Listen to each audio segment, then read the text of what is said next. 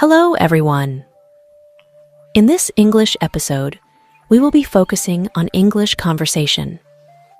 Listening to English conversation is an essential part of improving your English language skills.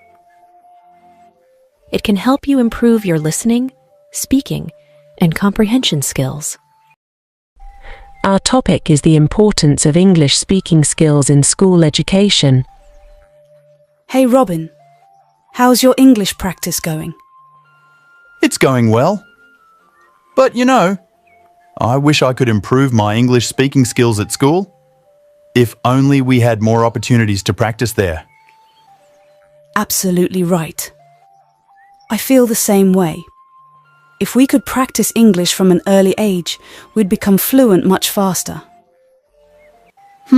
True. So, Ronica, how do you think we can solve this problem? Well, there are several ways to address this issue. But here's the sad part. In many schools, even the teachers struggle with English. How can they effectively help students? You're right. I've heard stories about teachers who can't speak English fluently themselves. Absolutely. The first step to improving this situation is to train the teachers themselves. If they can't speak well, how can they effectively guide students? Makes sense. But what's the second solution you mentioned? Well, let's call it the English environment approach. Imagine if teachers spent a portion of their class time speaking only in English. For instance, they could dedicate at least 5 minutes of each session to conversing exclusively in English with the students. Interesting idea. Do you think it'll really work? I'm confident it will. Consistent exposure to English during class time will help students become more comfortable with the language. Plus, it encourages teachers to improve their own English skills too. Wow, that's impressive. Now tell me, how are your teachers in school? Did they ever speak with you in English? Certainly. My teachers were quite proficient in English speaking, but I was too shy to engage with them. Sometimes the teacher would converse with me in English, but I'd get nervous every time. It's funny. I used to dislike English back then. Ha ha ha. Seriously? I can't believe it. Look at you now. You're so good at English. Thank you. I had to practice a lot, and I'm still learning, Why did you hate English initially? Well, one day my father and I were at the market, and we bumped into one of my teachers, a friend of my father's. He asked me a question in English, and I couldn't understand it. I felt so embarrassed in front of my father. That incident made me dislike English, but later I realized I was wrong. What an amazing story. So, what did you do afterward? I decided to change my perspective. I started loving the English language. I learned new words and practiced speaking. I even read English books aloud to improve my pronunciation. Learning new words is like collecting ingredients for a recipe. Just as you need the right ingredients to cook a delicious meal, you need a rich vocabulary to express yourself effectively in English. But it doesn't stop there. Knowing the words is one thing. Knowing how to use them in sentences and conversations is equally important. I understand, Ronica. It's not just about having the ingredients. It's about knowing how to blend them together to create something meaningful. Similarly, mastering English involves not only learning words, but also understanding their context and using them appropriately. Absolutely. I vividly recall my high school days. Our teachers would give us vocabulary lists to memorize from the textbook. However, the catch was that we rarely used those words in actual sentences or conversations. As a result, I struggled to retain them in my memory. You're right. We never practiced using those words in context. It's no wonder they didn't stick with us. The key is to apply new vocabulary in real-life situations to reinforce our understanding and retention.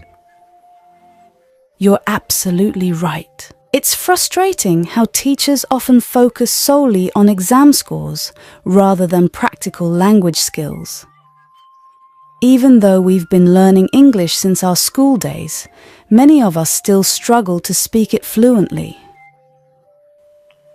Ha ha ha ha, yes. It's funny, but painfully true.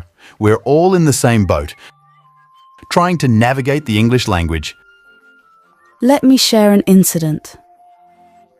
One day, a teacher asked someone to speak in English in front of the entire class.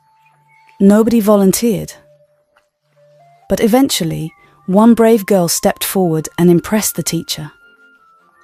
The catch? She had memorized her lines beforehand.